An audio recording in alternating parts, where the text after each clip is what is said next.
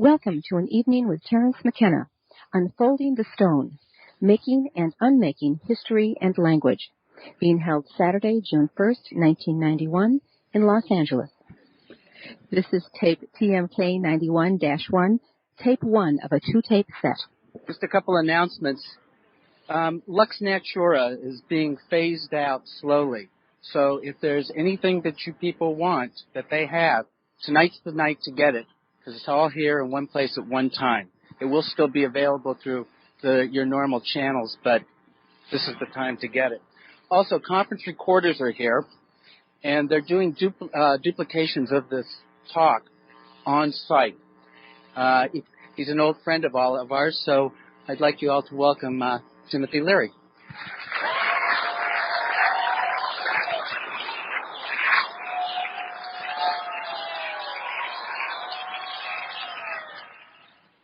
Yeah.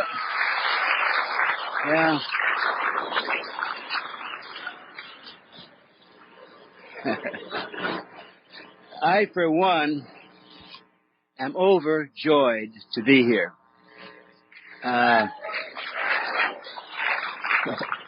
This is one of those special evenings that we will all treasure. You know, as soon as I drove in that parking lot, and I saw people getting out of the car, many of whom were still carrying the uniforms and dazed expressions of Grateful Deadheads. So, how many people were at the Dead concert? Huh? Yeah. And they're coming over later. They're just ending now, so believe me, we'll have an infusion of of wildness there. Terence McKenna means a great deal to me. I would say he's one of the 5 or 6 most important people on the planet.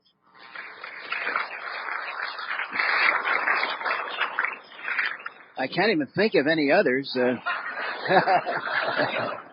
Short-term memory loss, but I was talking. Oh, by the way, I should tell you, Terence and I keep meeting in the most wonderful, mythic, adventurous places. I was doing a wild tour through Germany about a year ago. We came to Heidelberg, and we were being guested by some people that came right out of Hermann Hesse. I mean, wizards and gnomes and, that sort of thing. Heidelberg. And there in a restaurant while I was having a sandwich before performing with some cybernetic people, there was Terence McKenna. And it was just so perfectly Hesse. Journey to the East. Yeah. So we meet again here tonight. I was talking to Terence backstage before we began, and we both agree that what he will be saying tonight has been said over and over again at all those high moments in human history when those who have gone within and understood about the brain and the inner treasures, we all come back and pretty much say the same thing. The problem is, though, that once you say it, you can't go on saying it and saying it and saying it. And when Terence came along a few years ago and was saying what I'd been trying to say, but naturally better, upgraded, up to date, I was so overwhelmed with gratitude, and I publicly thank you for that, Terence. By the way, the role that Terence is playing right now is one that takes not only vision, but it also takes fucking courage.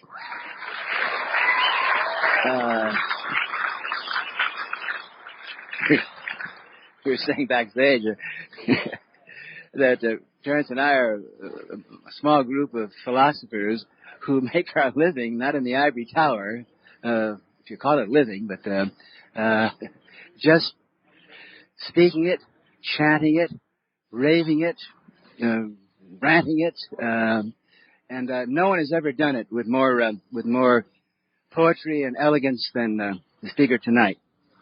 I'm going to say one more thing, and then we will have what we've all been waiting for. Terence reminds us that all human wisdom, all energy comes from our beloved synergetic partners, the vegetable queendom. It all comes from the plants. Now, round of applause to the vegetables.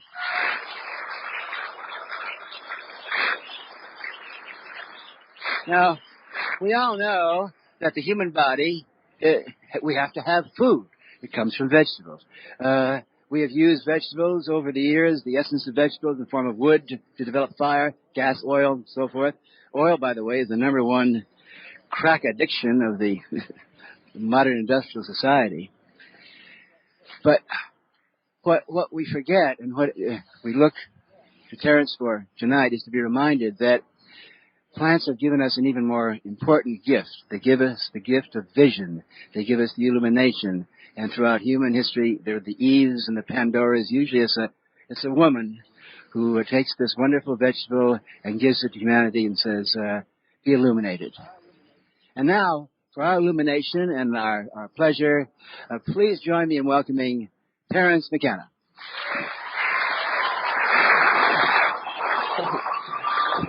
Good job.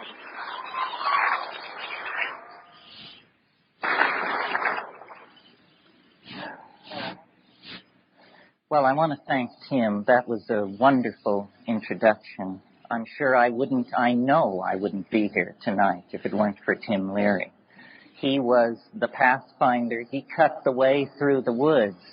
He gave us all permission to be very much the people that we are tonight. And it's wonderful that one Irishman can hand it on to another and that we can keep it in the bardic tradition. Before I get started, I want to thank a number of people who've put a lot of energy into this event to make it go.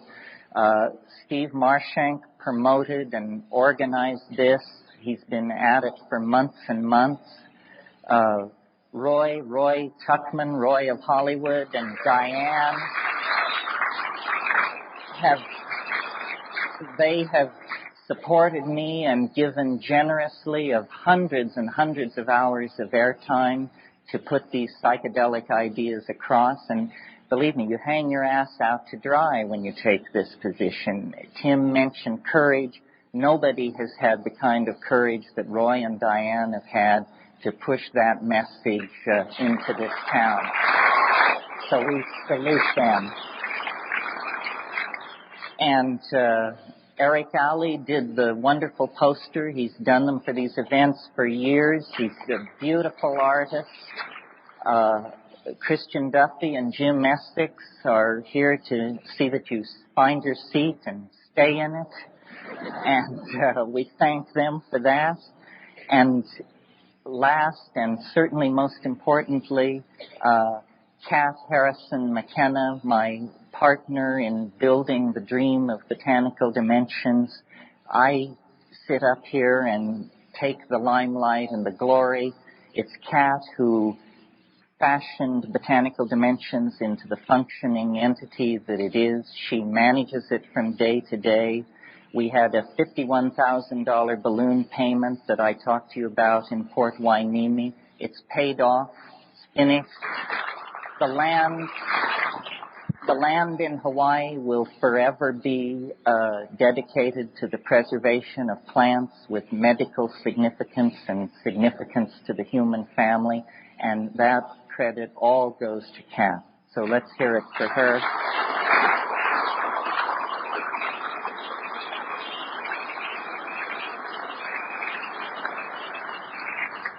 And that brings me to, for those of you who haven't followed this so closely, to pointing out that this is a benefit for Botanical Dimensions. That's why it was $17+ a pop. And what is Botanical Dimensions? It's a small response on our part to a major problem. You all know that the rainforests of the world are disappearing at a tragic rate. And maybe that process can be halted through pressure on the World Bank and the International Monetary Fund and these enormous international agencies. But whether or not the clearing of the rainforest is halted, the loss of folk medicinal knowledge on the part of these tribal societies that have lived in balance and equilibrium and respect with nature for millennia, that is tragically going. There's no question about it, because you can't put people into a museum diorama and ask them to parade around in jock straps while the rest of us drive BMWs. They move into the cities. These people work in the sawmills. They take jobs in the tourist industry. And 25, 50,000 years of medical knowledge is lost. And Tim did homage to the vegetables. Even in today's high-tech world, fully 75% of all the drugs, prescription drugs, other kinds of drugs on the market, above ground, underground, come from plants. This is a priceless reservoir of complex chemistry, but it's meaningless unless the human experiences, the human lore is preserved. And this is what Botanical Dimensions is about. We have collectors in Peru, in other parts of the world, and we bring seeds, rootstock, living plants to Hawaii, and there these things are grown, as in a living library, toward the day when a more enlightened society will have the wisdom and the good sense to team up with the vegetable world and create a more humane medicine, a more humane religion that has some real life and light in it. So that's what we're doing out there. Any help any of you can give us, we're deeply appreciative. Spread the word. Since we began this project, many imitators have sprung up, and this was our intent and our hope, and great good work is being done. So please support the conservation of folk botanical and medical knowledge.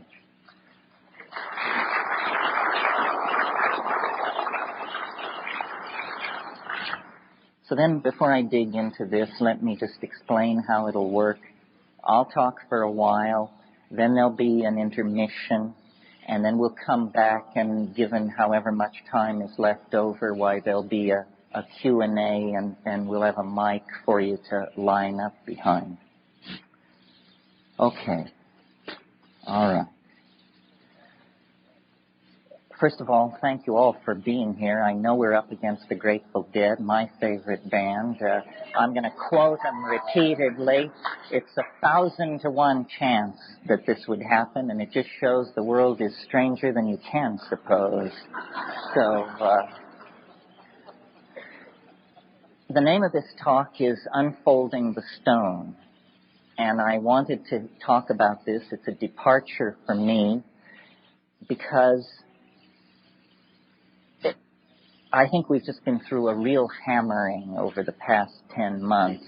I mean, if you've still got your optimism intact, and believe me, I do, you've been through the fire. This has not been an easy 10 months for the people of this planet or the planet itself. And so I want to sort of reach back tonight and invoke a vanished tradition, get to the heart of it, and try to show how we can bring this forward in our lives to empower hope in the most dark of situations. And in fact, to even make these dark situations the raw material of a clearer, stronger hope than might ordinarily be the case. A few days ago, I was talking to a friend of mine, and he wanted to tell me the story of sitting in the presence of a 104-year-old Vietnamese monk. And the guy had basically kept his mouth shut, the monk, hadn't said much around the monastery where he just sort of cleans up. But then he announced he wanted to talk about meditation. And he opened his remarks by saying, "We are all luminous beings.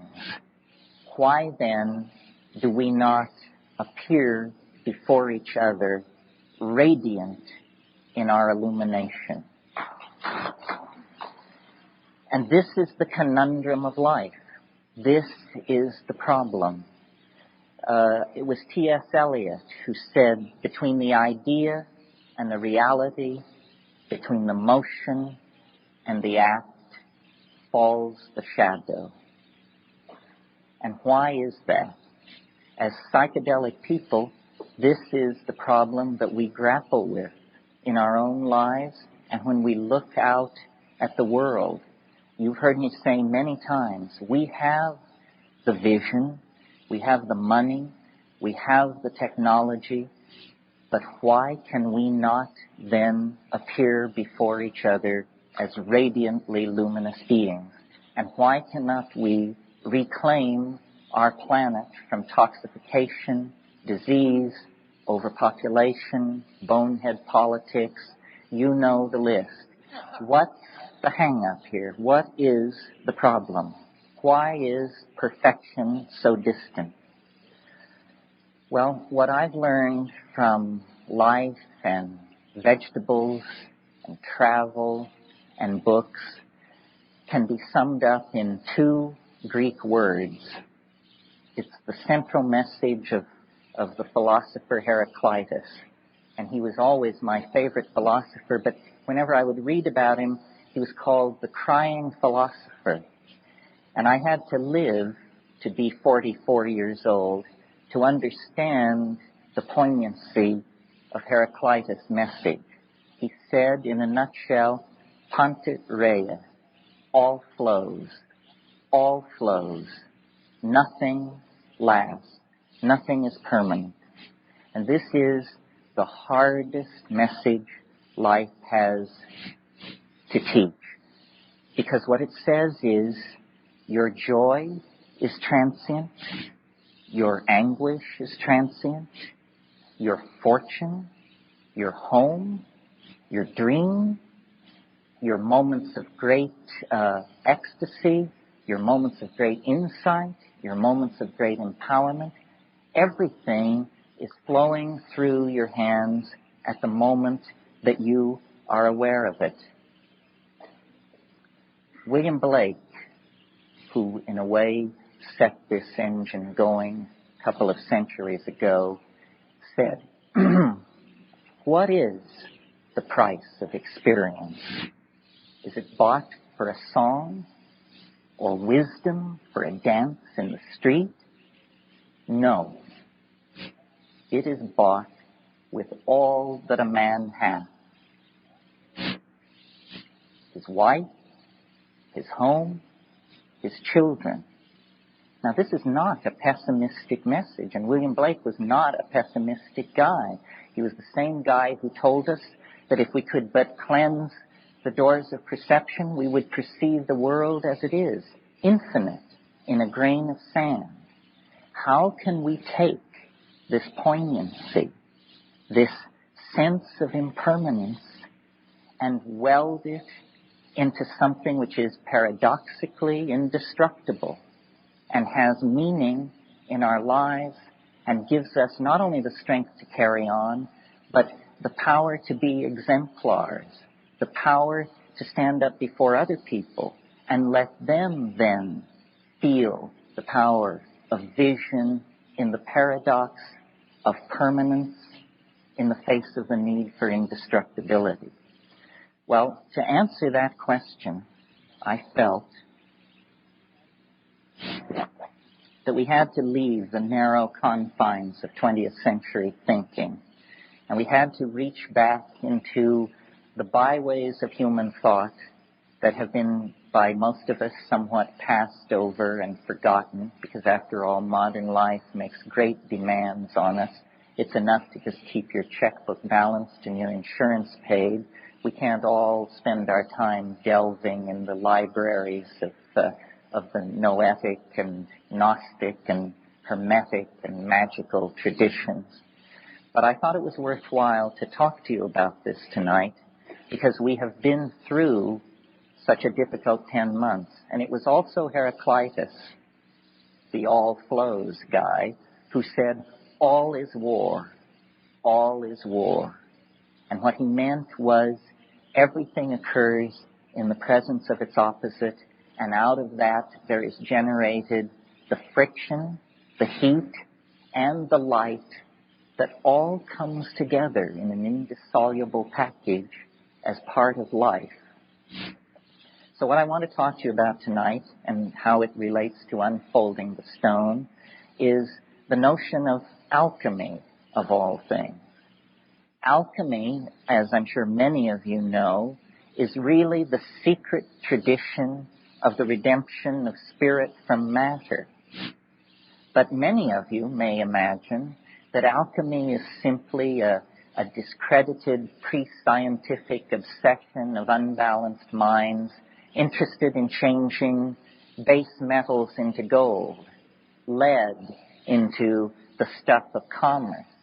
This is the benighted reputation that alchemy has acquired in a century so given over to the literal and the material and the non-spiritual that it's lost all touch with the adumbrations of meaning that vibrate behind the perceptions of the alchemists.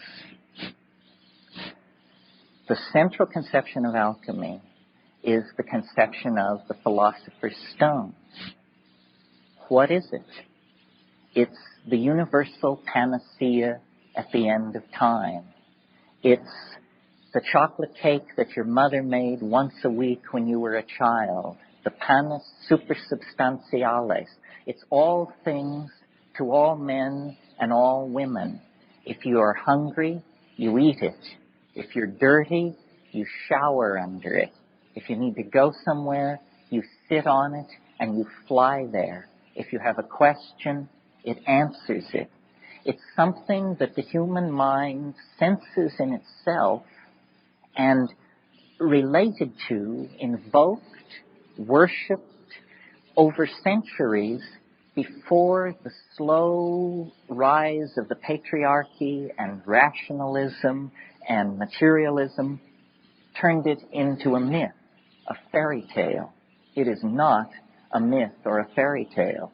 It is the burning primary reality that lies behind the dross of appearances. Alchemy is based on a philosophy called Hermeticism that was developed in the 1st and 2nd centuries by Gnostic thinkers, Greeks, Jews, people inside the Roman Empire as it was beginning to show the first signs of degradation and decay, who felt a profound disaffection with their world, a disaffection that on the scale of those times was as profound as our own existential disaffection. And the Hermetic philosophers drew back from the rise of Christianity with its doctrine of the fall of man and original sin and the stain of Adam and Eve and that whole thing, and took a different tack and made 2 points which I think we need to recover and live out for ourselves. And the first point was that man, which means men and women, human beings, are divine beings, not lower than the angels, higher than the angels. The message of the alchemical and Hermetic thinkers, and the Corpus Hermeticum actually uses the phrase, man is God's brother. We have no idea what it would mean in our own lives if we could throw off the notion of ourselves as fallen beings. We are not fallen beings. When you take into your life the gnosis of the light-filled vegetables, the psychedelic plants that have stabilized the sane societies of this world for millennia, the first message that comes to you is you are a divine being. You matter. You count. You come from realms of unimaginable power and light, and you will return to those realms. The second point that these philosophers wanted to make was that fate can be overcome.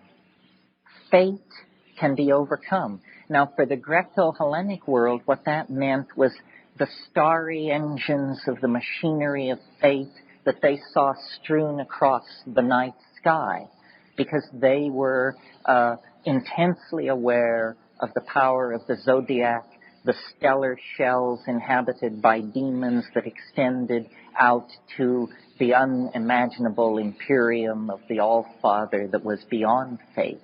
And into that world of astrological fatedness, which is such a strong idea for the Greek mind, the Hermeticists announced fate can be overcome.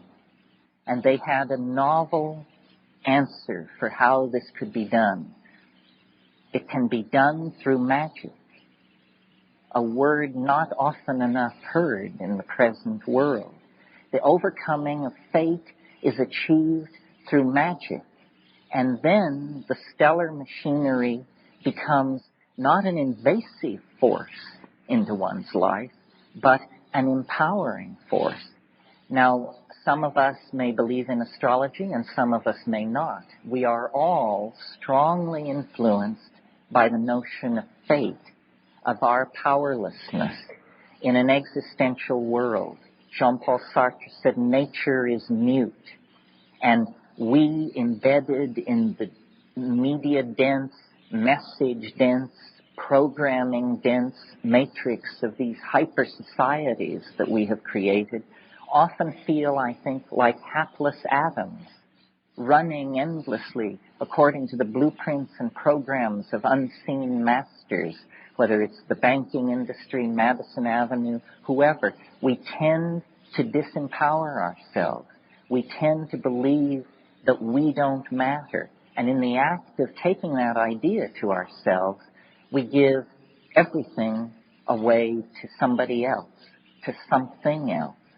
So the rebirth of a sense of the stone and its possibility within each of us entails these two ideas: our divinity and our power to overcome fate.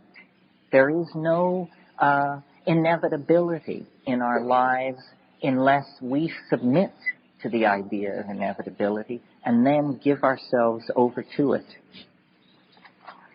Okay. I wish there were more jokes, but it's just been such a tough go. It's been a tough go, I have to tell you. Where can we look in the world to see some confirmation of what I'm saying? How can we draw it down from being, an airy-fairy rap of a bardic Irishman? Well, I think that the place to look is history. Now, if you go to the academy, to those ivory towers that Tim was talking about, and ask what is history, they will tell you that it's a random walk, an endlessly pointless fluctuation.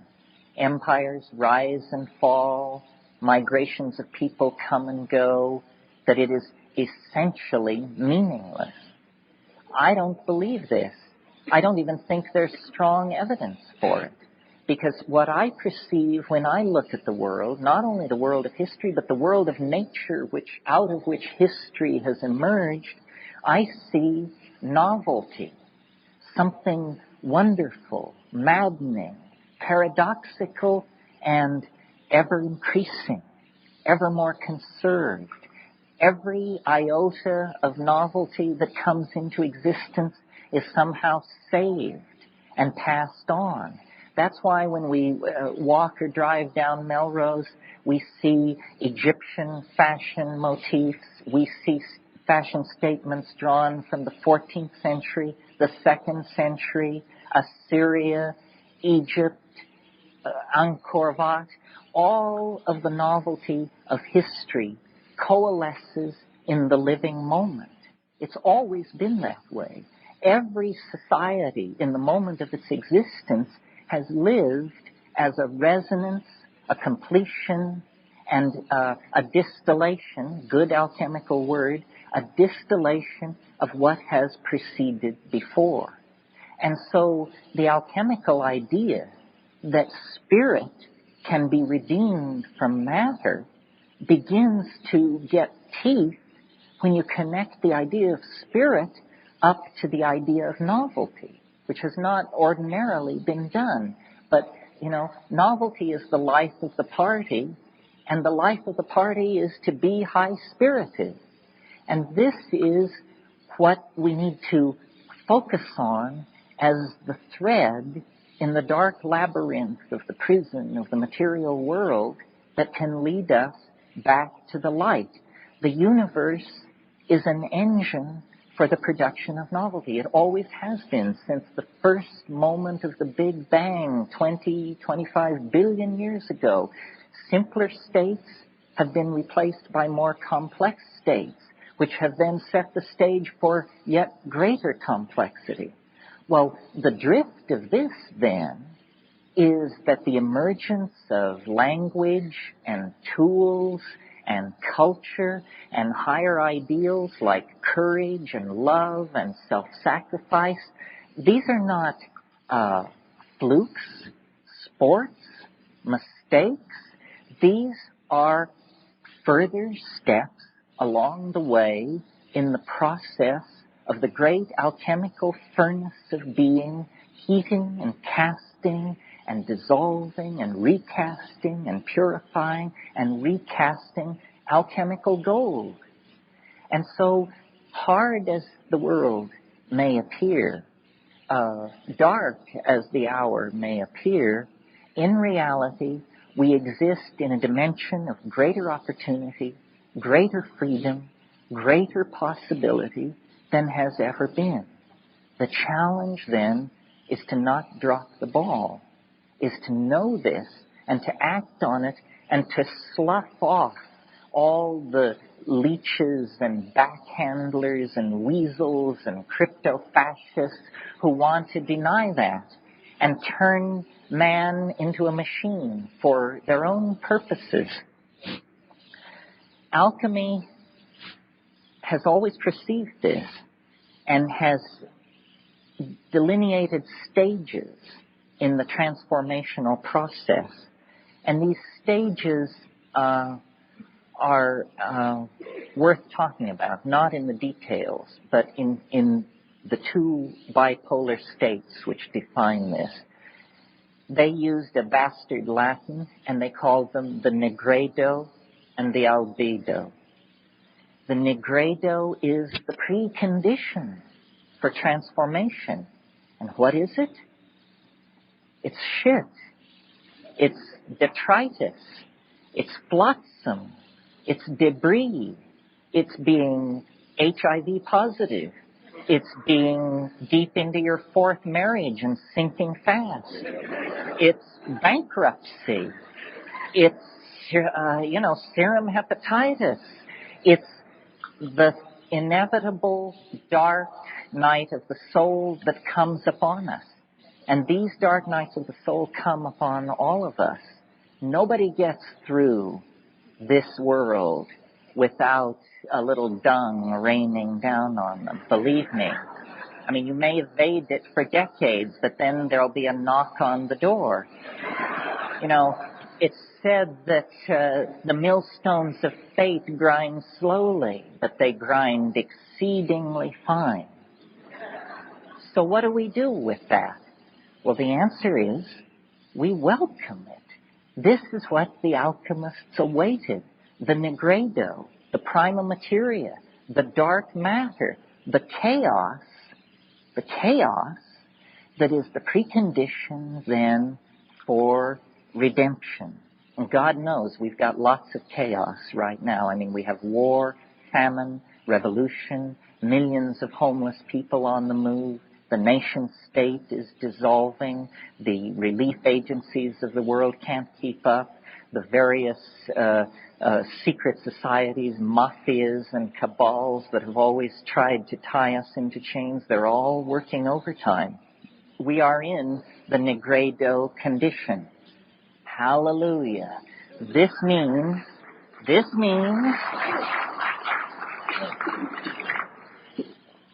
that the kissing has to stop, But the fun can begin, the real fun. The other end of this bipolar condition in alchemy was called the albedo, or albedo, depending on whether or not you came from a coal mining town in Colorado like I did. The albedo, the whitening. And that means that out of the chaos can come a new beginning, a new reality, a new hope. And then the process is one of, you see these alchemists existed in a philosophically more naive, we quote, more naive world than we do. So they actually projected onto the processes of matter their own interior psychic condition. So they did work with matter and fire and furnaces and retorts. And what they would do is they would take the primal materia, lead or excrement or something else, and then they would heat it and turn it to ash, and then calcinate the ash or pour solvents through the ash and get an extract, and then heat that and sublimate it. And out of this, almost as a footnote, came modern chemistry. But that was not the important side of it. The important side of it was that they were projecting mental states onto the swirling retorts of their laboratory. It was like a magical mirror for them. It was, in fact, dare we say the P word, it was psychedelic. What psychedelic means is getting your mind out in front of you by whatever means necessary so that you can relate to it as a thing in the world and then work upon it.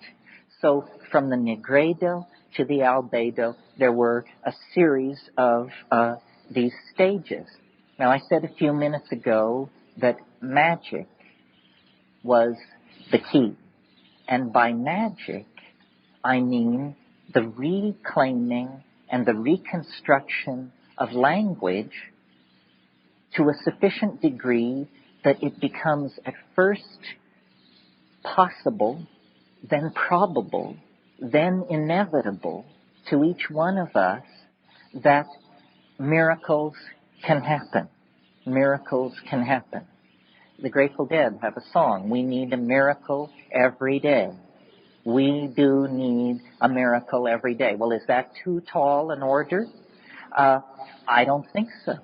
I don't think so. Years ago, one of these talking vegetables said to me,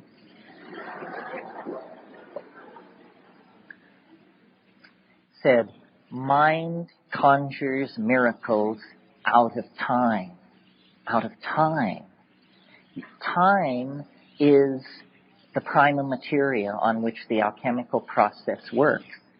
The alchemists, again, in their naive way, believed that precious metals, diamonds, gold, sapphires, actually grew in the earth. Because for this alchemical point of view, everything was alive. And my friend Rupert Sheldrake is leading the charge to create a new birth of that perception inside science. The idea that nature, all of nature, is alive. Not simply organic cellular nature, but that the earth itself is a living being. So mind conjures miracles out of time. And the proof that this can be done, and it's an incontrovertible proof, and I defy any naysayer or bring down to overcome it, is ourselves. We are the proof that mind can conjure miracles out of time. If it weren't for us, there would just be birds and foxes and coral reefs and glaciers, but nature was not content with that level of novelty.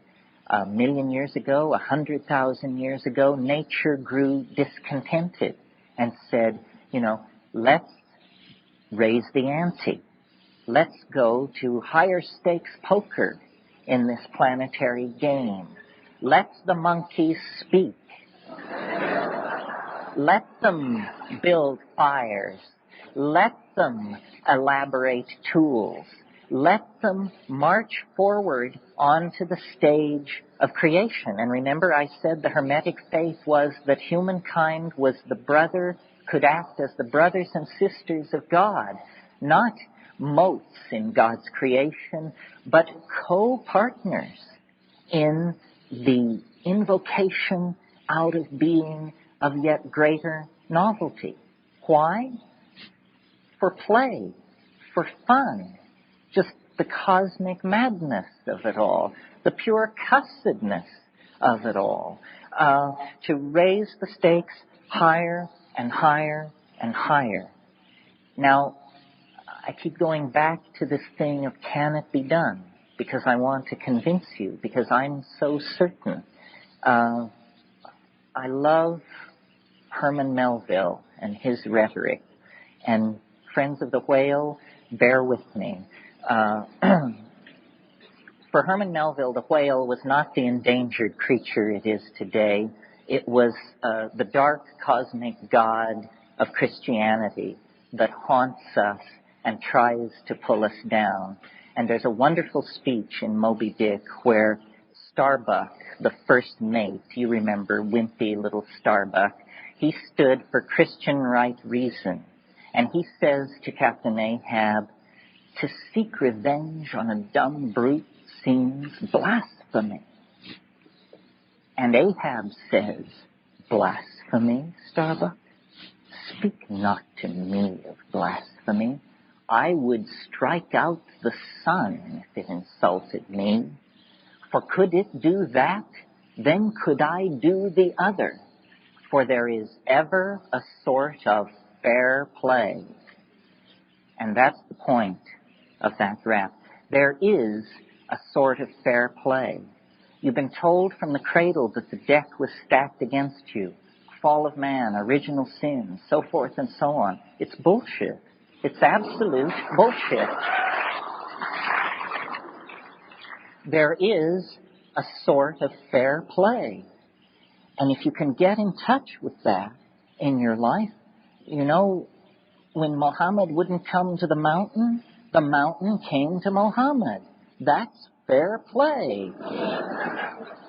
And if you can have that perception, the world will begin to work for you. It will begin to move toward you as the mountain moved toward Muhammad. The mushroom said to me once, nature loves courage. Nature loves courage. And I said, what's the payoff on that? And it said, it shows you that it loves courage because it will remove obstacles. You make the commitment, and nature will respond to that commitment by removing impossible obstacles. Dream the impossible dream, and the world will not grind you under. It will lift you up. This is the trick. This is what all these teachers and philosophers who really counted, who really touched the alchemical gold, this is what they understood. This is the shamanic dance in the waterfall. This is how magic is done. It's done by hurling yourself into the abyss and discovering that it's a feather bed. And there's no other way to do it. This is why I have always taken the position that as modern people, you know, we can't go out and set armies marching or launch religions, and who would want to anyhow. But to the people who say adventure has fled, it's all humdrum, I just know, you know, that they have forgotten the 5 grams of psilocybin sitting in their refrigerator.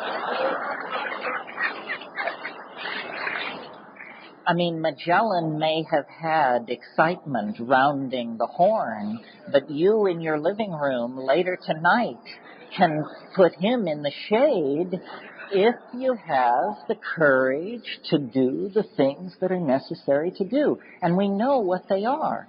And of course, the first thing to do is to tell society to fuck off, because they don't know what's going on.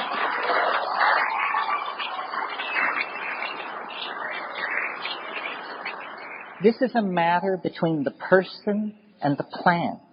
the person and the planet.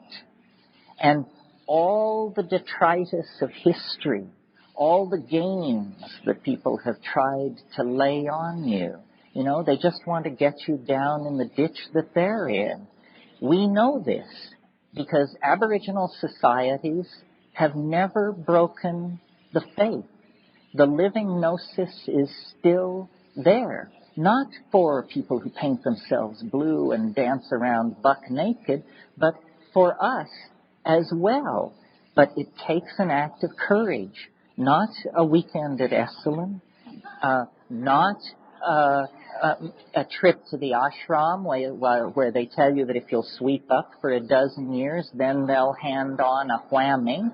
No, the speed with which you can reach death is under 45 seconds if you know where the elevator shaft is.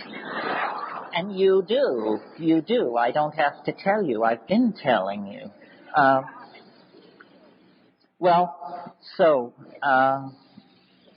There's one more alchemical metaphor or stage that I want to mention here, because I think it refers to this psychedelic possibility. Not all the alchemists included this stage in their recensions of the work, but for me, I think it's central. Again, in their church, bastardized church Latin, they called it the cauda pavones, the peacock's tail. Now, the physical basis of this is, if you've ever played around with metal and fire, you know that there are certain metals that when they pass through a certain temperature range, iridescent colors play across the surface and sometimes even freeze. And in the glazing of pottery at low temperatures in Raku, what these pottery masters are aiming for are these wonderful iridescent surfaces that play across the glaze and then can be frozen into it. Well, this is the peacock's tail. And in alchemy, this was thought to precede the final whitening, the passage into the pure, the gold, really. And rather than see the present world as exclusively a veil of tears and a black prison, and none of these metaphors are mutually exclusive. You see, the alchemist, the great strength of alchemical thinking and the way in which it is completely antithetical to science, and in fact why science has so much contempt for it, is because the alchemist had the wisdom to see that everything occurs in the presence of its opposite, that it's not either or, it's both and. They call this the coincidentia oppositorum, the coincidence of opposites, the union of opposites. This is a great truth, because I think all of us live under the rubrics of, am I good? Am I bad? Am I lazy? Am I obsessed? And the answer is that it is never one or the other. It does a tremendous injustice to being to ignore the union of opposites. Now, science, in order to do its work, which is essentially a technological work, not a deep philosophical work, it's a minor art, science. That's all it is. It's a minor art. It's the art of the physically possible. But it has presumed to be the arbiter of all thought, all feeling, all worth. My God, the hubris of René Descartes to divide the world into the primary and secondary qualities. And what are the primary qualities? Motion, mass, spin, momentum. And what are the secondary qualities? Color, feeling, taste, tactility. It tells you that you're nothing You never touch reality. You live in that world of sense, and therefore can only aspire to the real world through some kind of mathematical disembowelment of what your own body, what your own feelings are telling you. So in the Cow de Pavonex, the peacock's tail, this is where the contradictions meet and generate heat and light and excruciating sense of poignancy and meaning and identity. And our world, as we experience it tonight, is quintessentially, another good alchemical word, is quintessentially that coincidentia oppositorum. Now, where do we meet this most dramatically in our own lives? I think we meet it in the phenomenon of birth. If you had just parked your flying saucer in the bushes and came from a world where sexuality was unknown and people were grown in vats or something, and you came upon a woman in the act of giving birth, it would appear to be a catastrophe in progress, a tragedy at the limit of tragedy. Blood is being shed, anguish is on the surface, real agony pervades the situation. And yet, nature in her wisdom has bound pain and ecstasy, death and completion, regeneration and dissolution into that experience in such an indissoluble fashion that no woman can miss the point. No woman can miss the point. Unfortunately, men have traditionally averted their eyes. This has gone on in a hut at the edge of the village. Nobody wanted to be there. Maybe the shaman would be there, but he was loaded in order to be there. And the mystery of mysteries goes on outside the sight of men. Now, in our world, we are caught in this kind of metaphor. A cosmic birth, a birth of planetary scale is underway. There is agony. There is no doubt about it.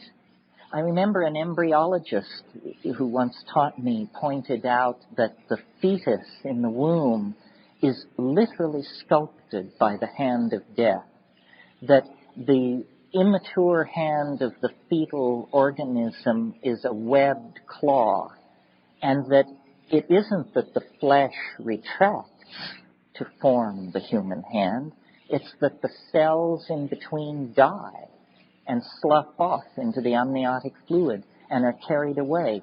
The fetal child is literally sculpted into life by the hand of death. And our world is in this kind of a circumstance. There are no rational solutions at this point. We are now in the hands of the miracle makers, the shamans, the mind of the planet, the life of the ocean, and the atmosphere. And it's going to get tougher. And so we have to forge the indestructible adamantine stone of alchemical hope, because heavier challenges lie ahead. 100 years from now, 200 years from now, I cannot but imagine that this planet will be empty of human beings. Not because we have become extinct, but because we have gone to our fate. And it's unimaginable at this moment because we are in the planetary birth canal. We are at the peak of transition right now, and the walls are literally closing in. We are being suffocated. We are fighting like a strangled man to try and save ourselves. And yet we have to believe, and I invite you to educate yourself about the history of the planet. There is no reason not to believe that we will come through. We will come through. There is light at the end of the tunnel. There is a meaning to history, but it's an alchemical meaning. History is a vast alchemical engine for the forging of an alchemical humanity. And I don't have the answers, believe me. I don't know whether we go to another star, whether we become 8 angstroms high and all live in a block of metal underneath Mount Everest, whether we march off to the heart of the sun. The scenarios are endless because the human imagination has such a power to bootstrap itself to higher and higher levels. What would Paleolithic man have made of the religion of pharaonic Egypt? What would the pharaohs have made of the engines of war and hydraulic machinery created by the Romans? What would the Gothic scholastic enlightenment have made of the age of cybernetics, psychedelics, and virtual reality? The imagination is the alchemical deus ex machina that can lift us out of time, out of the nigredo of history, and into higher and higher and higher states of being. Now, there is no reason to simply then ride along in this process, because another perception of the alchemist that is central to getting this all lined up so that it works is the idea of the macrocosm and the microcosm. What does that mean? It means that the world truly is fractal in the most profound sense, meaning that what is going on some very large scale is condensed, intensified, and recapitulated on smaller scales, so that the dynamics of a love affair are the dynamics of an empire. Both are the dynamics of the evolution, expansion, and extinction of a species. There is only one way that things can happen. And whether we're talking about microphysical events or the life of an entire solar system, the curve of binding energy is going to be the same. So that means that this redemption of spirit from matter, that is the historical process that we are embedded in, we can do our part by working on our small section of this, which is ourself. This is why alchemy was so fascinating to the Jungian psychologists, because they saw that this work of redeeming spirit from matter is nothing more than the work of redeeming the self from the contaminated dross of the traumatized and damaged psyche that we each inherit from our passage through the parental shit pile. We each have that gift to deal with. That nigredo is within ourselves, and this is why we're in therapy, and this is why we take psychedelics and meditate or do whatever we do, because we all have this dross within us, and this is a great gift. It means that we can begin consciously the process of distillation and sublimation and casting of ourselves into that golden being, that luminous creature that this 104-year-old Vietnamese monk sensed and evoked to my friend. But it's more than that.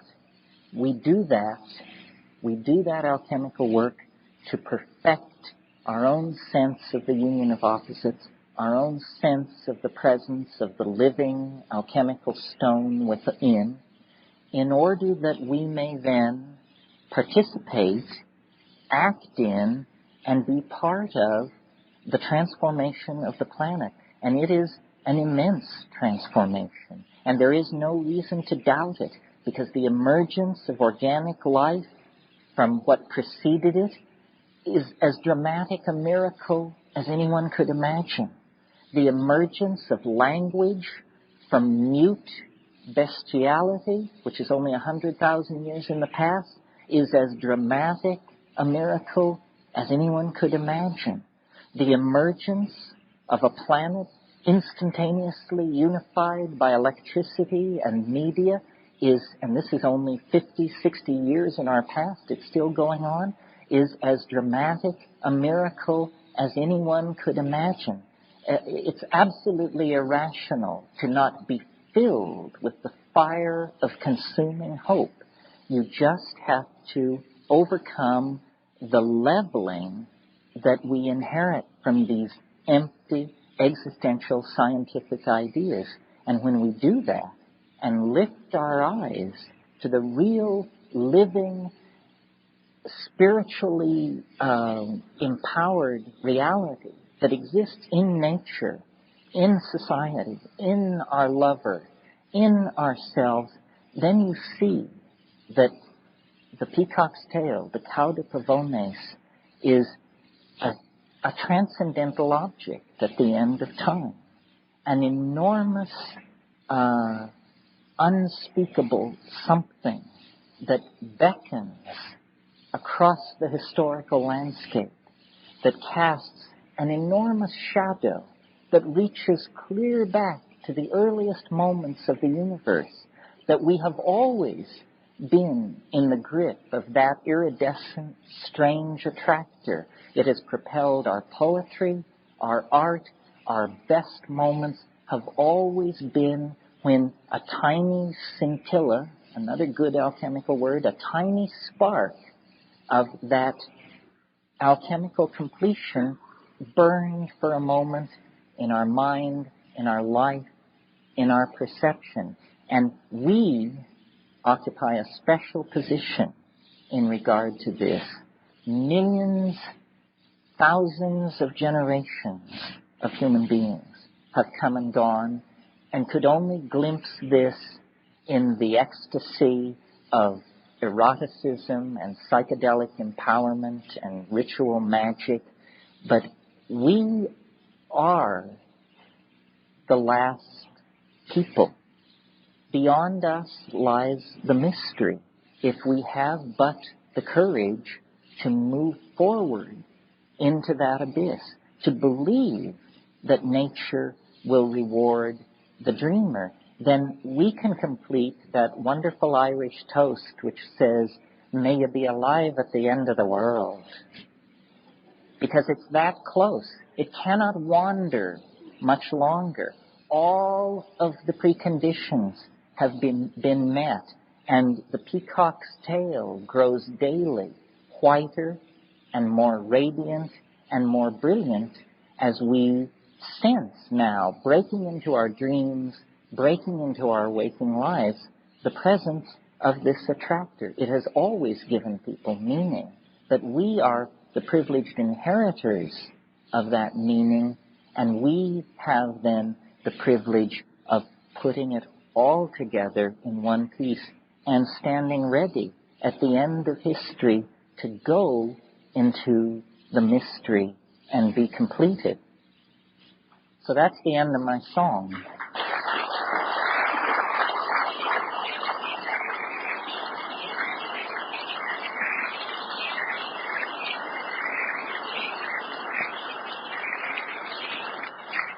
Take a break, and we'll be back in 15 minutes. And if you've got questions, and God, I hope you do, we'll deal with them. Thank you very, very much.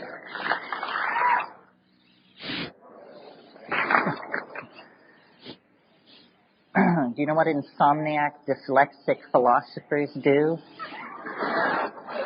They sit up all night wondering if dog really exists.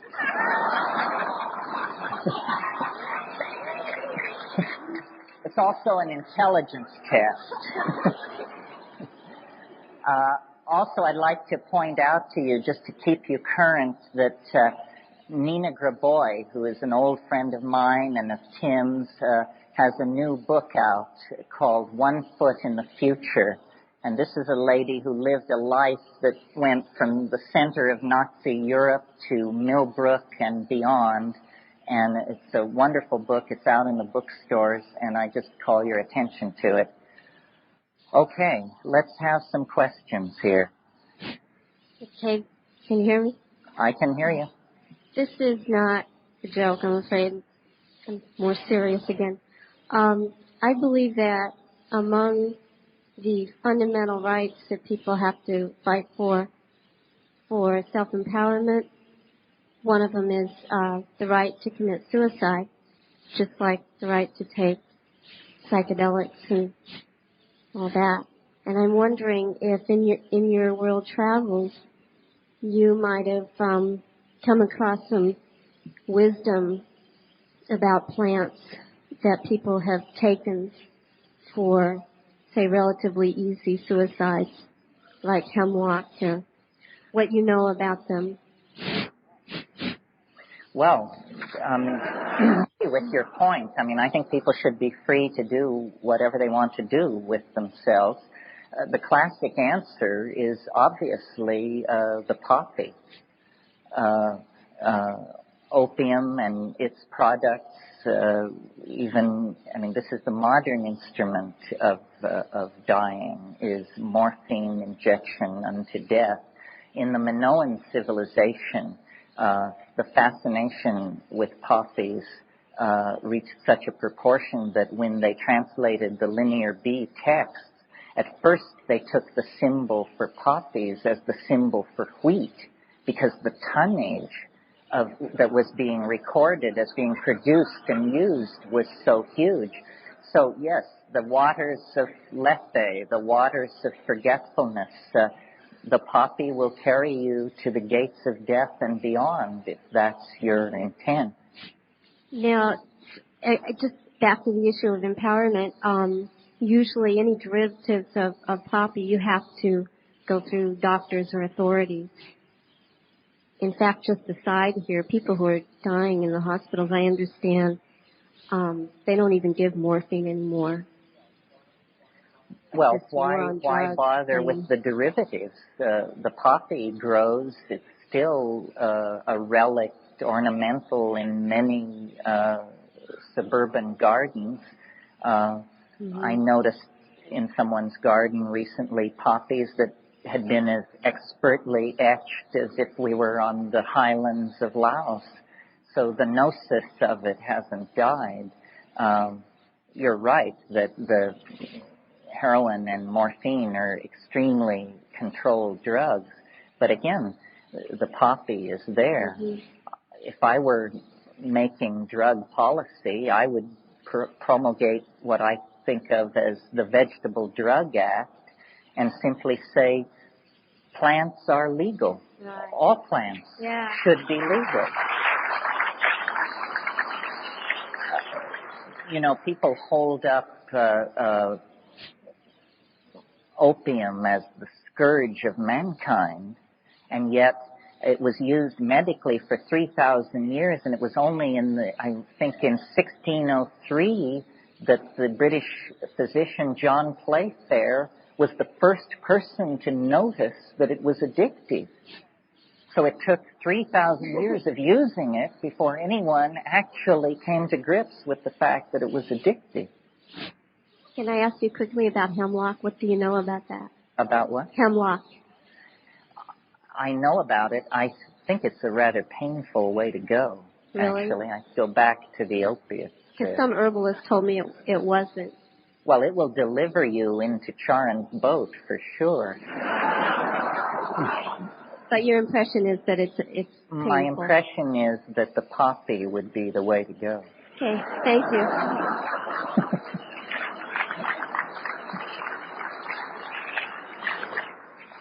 Thanks for keeping it light.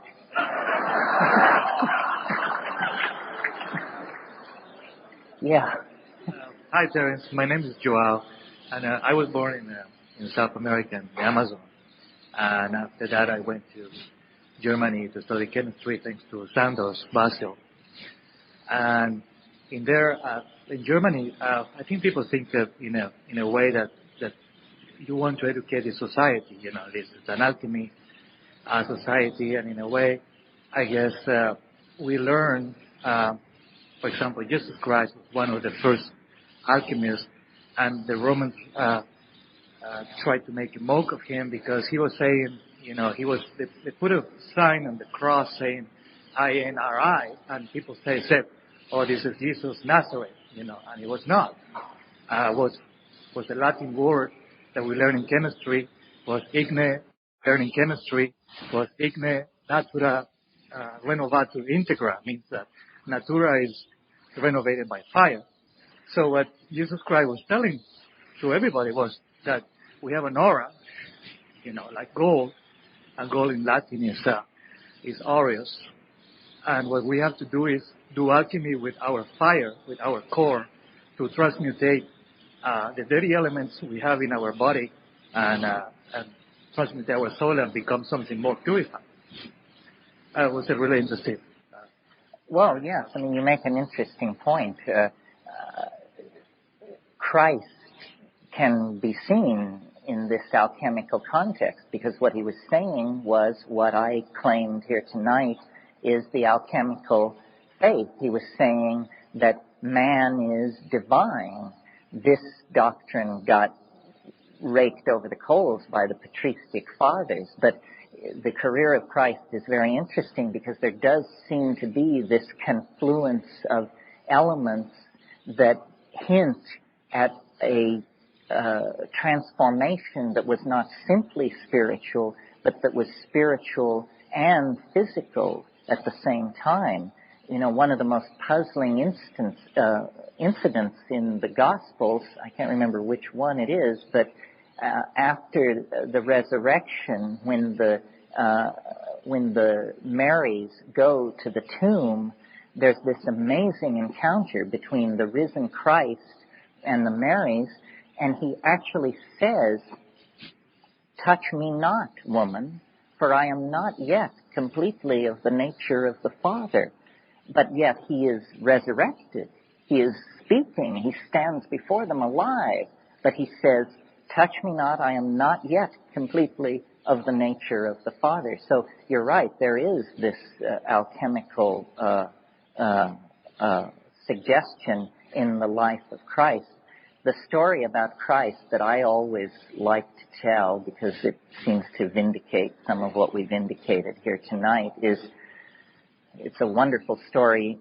Christ is said to have appeared to the apostles in the upper room 40 days after the crucifixion, I believe.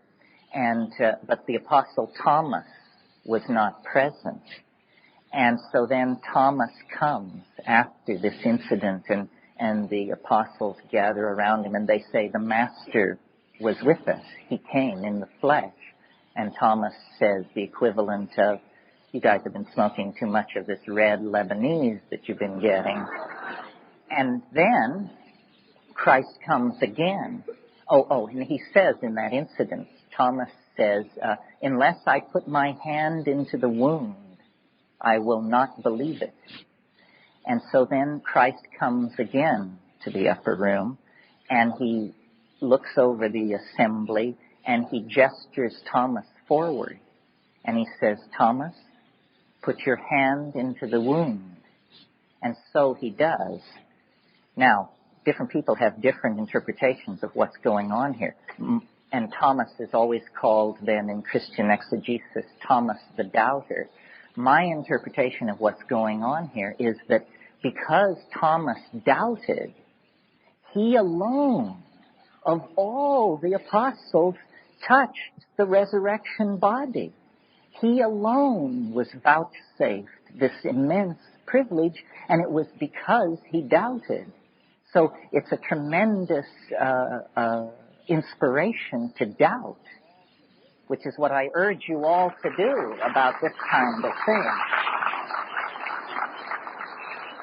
On the other hand, I went back to the Amazon to meet my roots there with Yanomanos and my Guitarist Indian for 2 years. I was teaching Portuguese and Spanish.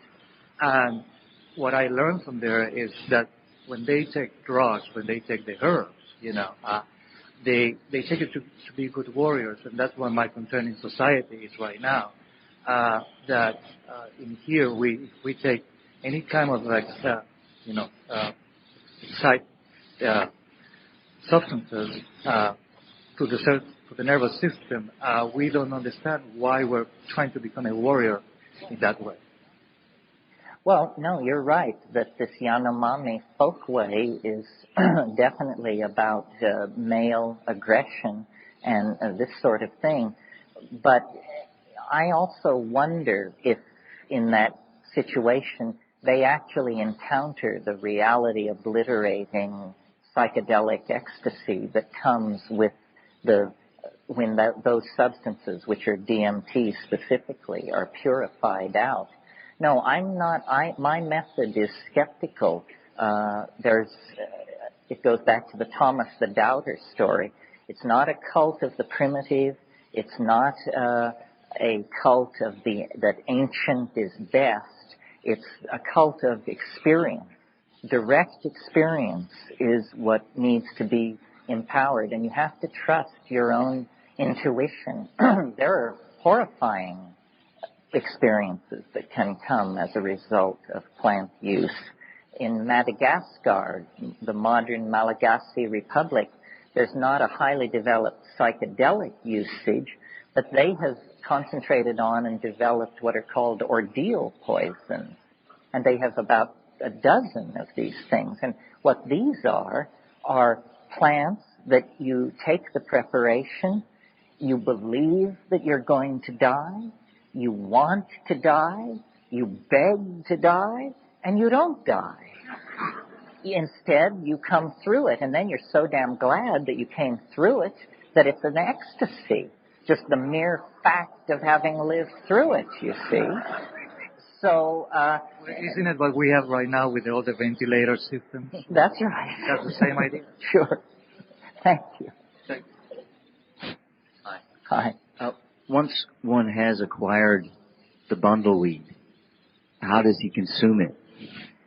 Technical questions here. Detail freaks, cooks, and recipe mongers. For the benefit of those not initiated into this, it's interesting. Aboriginal human beings have searched the world for psychedelic sources and have been, such as in the Amazon, very successful, but not exhaustively successful.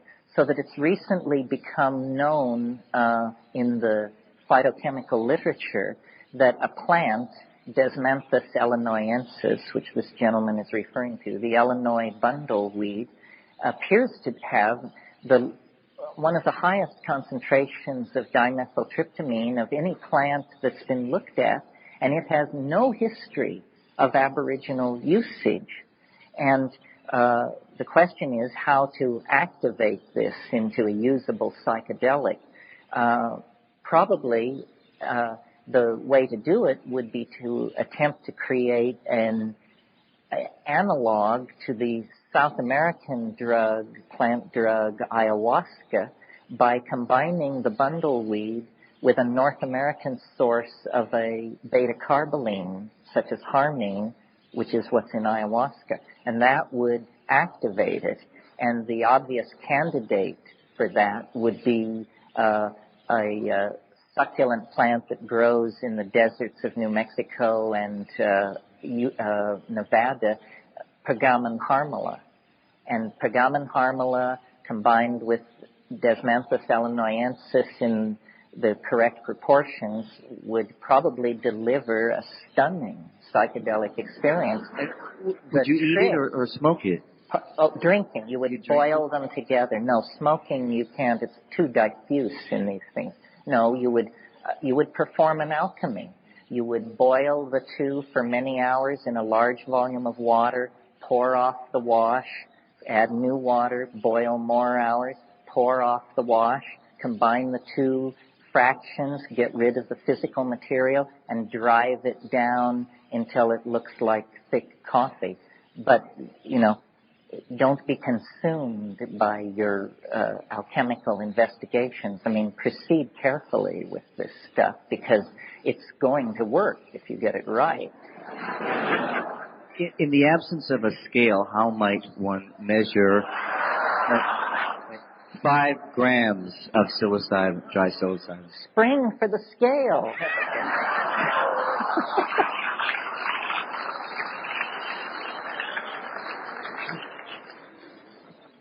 Terence, I was here the last time you were in LA. I think it was about a year and a half, 2 years ago.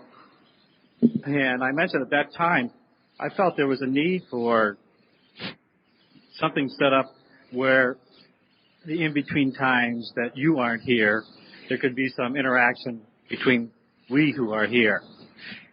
And I don't know what the reaction was, but it finally ended up with you telling somebody, please take this lonely guy out for dinner. And it may come out that I wasn't, but the truth is, when you live out in Bellflower, California, which is really like, the boondocks, you're not in the midst of daily interacting with people, of your nature or like in mine. Now, I know Roy Tuckman did have a meeting of listeners for KPFK, I think about 2 weeks ago, which is great. This is the first time I think he's done that. And I didn't make it, but I really is. And what I did last time was simply volunteer myself as anybody wanting to further get together or explore something, some type of organization or some type of group. Are you familiar with the Whitney Reader? Mm-hmm. Now, their April, did you see their March-April issue where they were championing salons? Mm-hmm. Where they took a lot of heat for that, too, because people said, what are you talking about salons when the world is aflame? But I thought it was a good point to push it. Yeah. Well, my understanding, I resubscribe to them that they're going to match up their readers in areas in the country to see if they can ferment some of these salons. I think it's a great idea for empowering the individuals for that message of hope. It's hard to hang on to hope out in the boondocks. And it's like we need something besides every 2 years a shot in the arm type of thing, or just listening, to Roy, which was great. I mean, I thank God for him. But some interaction, I think, with the people. Well, yeah, no, you make a very good point. I mean, what I often say at these kinds of events is it's a unique moment when you all self-select to be here. I mean, this is a city of 14 million people, something like that. And you have self-selected, even over being at the Dead concert, to be here. And so this is some kind of a core community.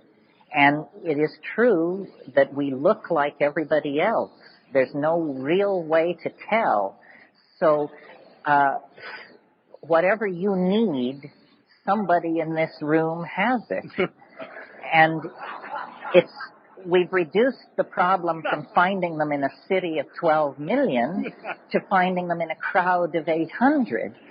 That's about the best I can do for you, but I urge you to look around you and see who's here, and remember, it's tricky, of course, because, motivations are complex and loyalties are complex, and not everybody knows who they work for. But nevertheless, we have considerably simplified the problem of community by gathering ourselves into this room this evening.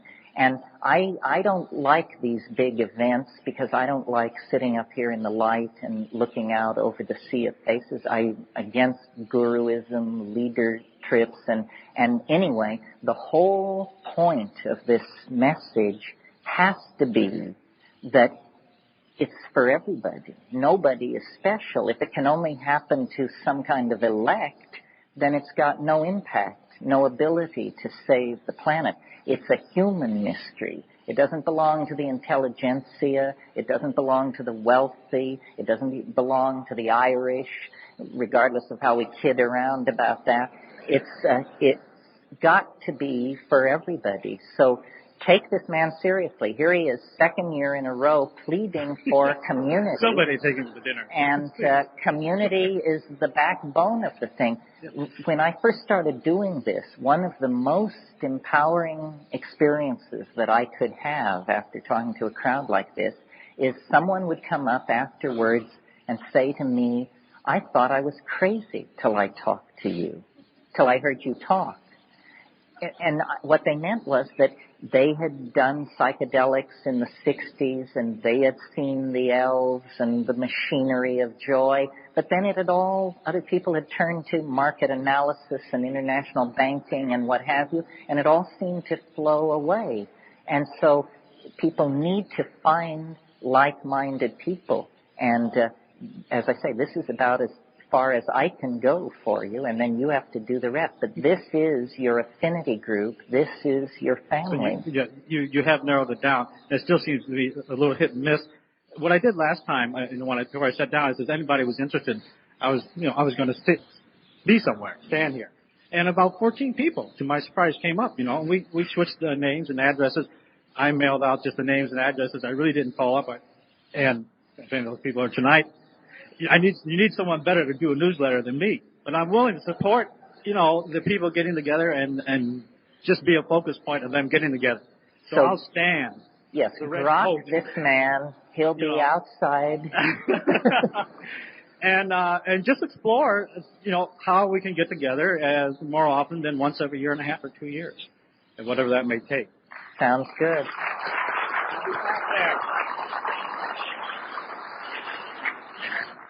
Yeah, Terence, I was interested in your concept of fate. It reminded me of a quote by Jung where he says that fate is doing willingly that which I must do.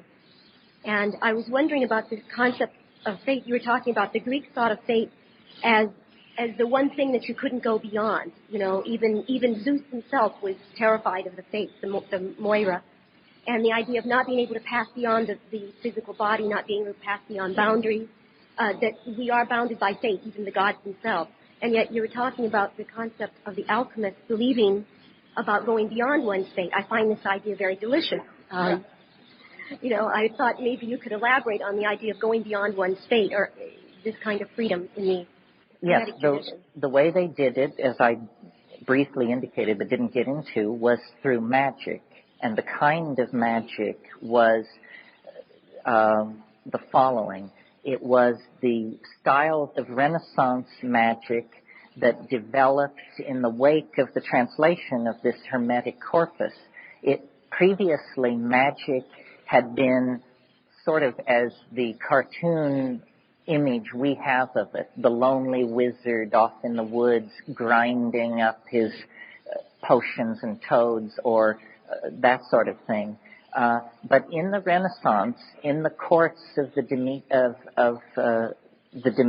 Medici court, people like Marcello Ficino and Campanello, and these people took the idea of astrological associations, in other words, that plants and minerals and odors and this sort of thing could all be associated to given zodiacal signs, and they created a theatrical style of magic, a ceremonial magic whereby,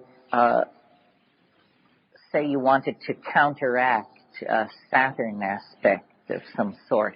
Well then, by choosing the opposite, the herbs and gems and perfumes associated with the opposite sort of situation and gathering them to you, you could make a model of the universe, a new model of the universe. And they did this in round rooms and built orreries and practiced a kind of ceremonial magic that made them then the companions of princes.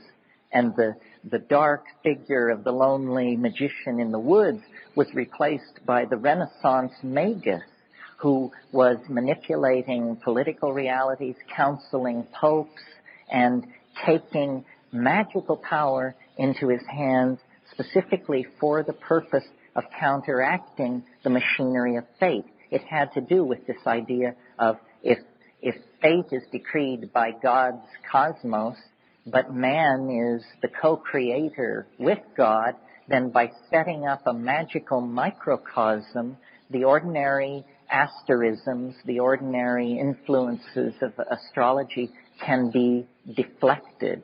And if you're interested in this sort of thing, Dame Frances Yates wrote a wonderful book called Giordano Bruno and the Hermetic Tradition. And there's another book by D.P. Walker called Demonic and Spiritual Magic from Ficino to Campanella. These are not easy books to find. Try the Bodhi Tree, and William and Victoria Daly down on Melrose can help you out. If they were easy to find, what fun would it be? I mean, part of the quest is getting this stuff together. But that's the basic theory of Renaissance magic. is to create a microcosm to counter the fatalistic machinery of the macrocosm. Yeah. Hi. Hi. I've heard you talk a lot about themes repeating themselves a lot, and one of the things I've thought About what? I'm sorry. themes in history repeating themselves. Oh, yeah. And one of the things I've thought about is popular Western music, how it changes and recreates itself. And I'm just curious about your insight on that and its role in using music as a language to communicate things in the future and so forth. Well, it seems there are a couple of questions here. I mean, there's an impulse which comes and goes in music, which is to be evocative of the spirit. I mean, you feel it in Van Morrison, and you feel it in Locatelli, and then you flash back another 200 years and you get it in Johannes Ockeghem. These people, where it's liturgical, but it's liturgical because there was no other space in society for that. Music, this question really reflects on the previous question. Music is the divine medium of exchange between man and these higher levels. And what I've always felt about rock and roll, and I feel it about what I do as well, is that it's such a pale reflection of what it wants to be and could be. I mean, at a Dead concert, you know, when they get to noodling, you actually begin to feel the dimensions shift, and you actually feel the possibility of a doorway opening into another dimension. This is sacral music in the highest sense of the word. It goes back to the Pythagorean theory of octaves and the mysterious relationship of the shortening of a string to the diminution of the tone, and also resonance. Resonance is a very strange phenomenon, thinking of it in terms of we pluck the string of a cello here and a piano sitting across the stage emits a sound. I mean, this is action at a distance, incontrovertibly, which was always the goal of magic and always what was denied by science as a possibility. You see, we forget that it wasn't until the middle of the last century with Helmholtz and Faraday and those people that fields gained any kind of respectability at all. And the science of the mid-19th century resisted the idea of fields very furiously because it looked to them like magic. The Newtonian model of the cosmos is all little hard balls moving through empty space and reacting in absolutely calculable ways. We now live in a world where, you know, if I had an FM radio beside me, I could demonstrate to you that hundreds of messages are moving through every cubic centimeter of space and time, and we think nothing of this. It seems trivial. But in a way, it's a realization of the magical intent. One of the things I didn't say in the main body of my talk is how, in spite of science's resistance to magical ideas, how thoroughly it has unconsciously realized the major points on the agenda of magic. For thousands and thousands of years, electricity was something that you would see if you took an amber rod and a piece of cat fur and locked yourself in a darkened room and let your eyes adjust to the darkness and then furiously stroked the cat fur, and then you would see a little static electrical discharge. And this was a parlor trick of magicians from the Hellenistic period on. Well, who would have imagined that you could light cities with that you could move pictures and sound of political activities and theatrical performances and propaganda from one side of the planet to the other in the wink of an eye with that. Science did that, but it has, in a way, created an entirely magical world which we have grown blasé to because along with it has come some fancy mathematics that I would wager to say there's not a person in this room who could fully explicate. And yet, because that mathematics exists, we think that this is all very humdrum. You know, it took Marshall McLuhan to say that the age of electricity was nothing less than the descent of the Holy Ghost onto this planet. I mean, that electricity is the third person of the Trinity. Nothing like dabbling in a little heresy here, but that's the fact of the matter, folks. Let's do one more here, and then we yield to convention. Hi, Darren. How are you? Fine. Once I went to New Year's Eve, I went to a concert. To a church service where we had communion and then all howled like wolves, and from there moved to a Grateful Dead show. Tonight I went to a Grateful Dead show. Now I'm here. Would you like to howl like a wolf? Oh, that was back in '84 inside. Close to the microphone. Okay, there. Oh. I just read some Rupert Sheldrake recently. He's like the art I try to do. It's resonant systems. He's talking about all the way. A friend came to me and said, if you're going to just ask Terence if the man says the bundle weed is really 6% DMT? No. 0.6? Probably. Closer. 0.8, I think. I said once it was 6%, and my mailbox filled with letters from people better informed than I, so I'll pull back on that.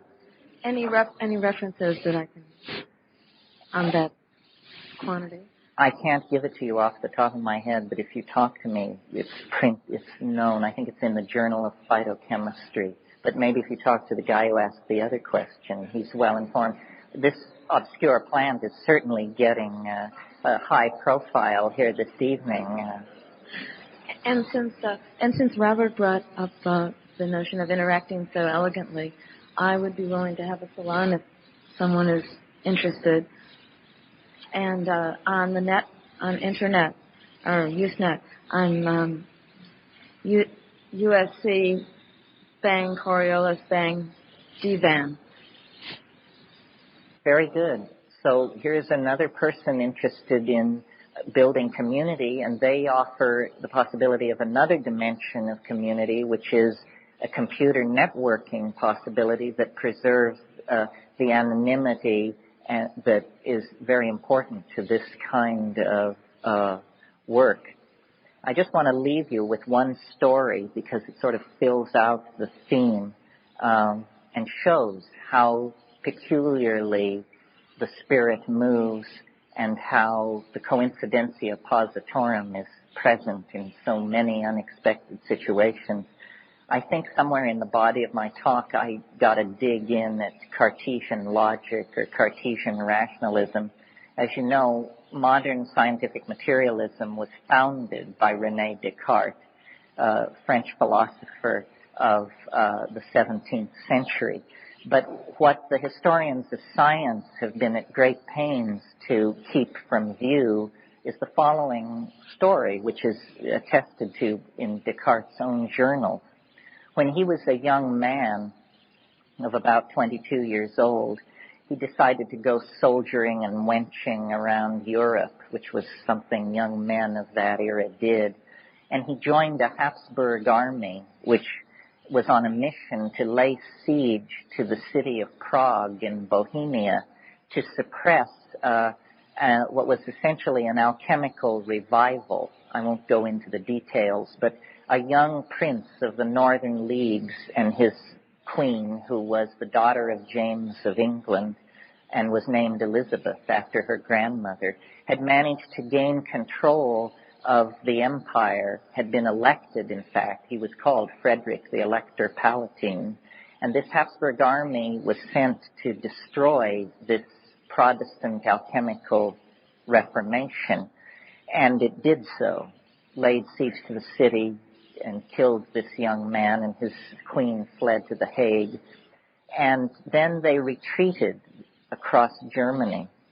And on I believe it was the 17th of August of that year, which was 1619, the beginning year of the 30 Years' War, They made camp at Ulm in southern Germany. And just as an aside, Ulm later was the birthplace of Albert Einstein. But that night Descartes had a dream. And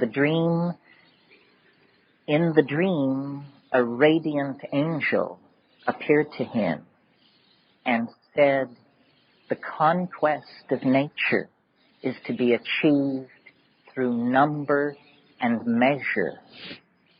And in that moment, René Descartes went from being a nobody to being the founder of modern science.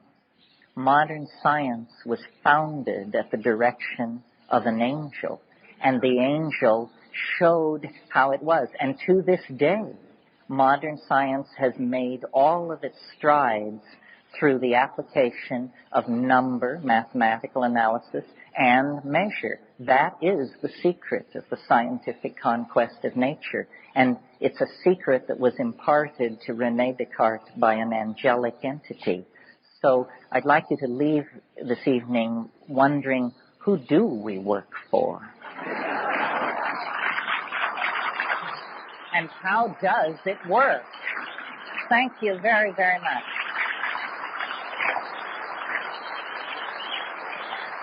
Good night.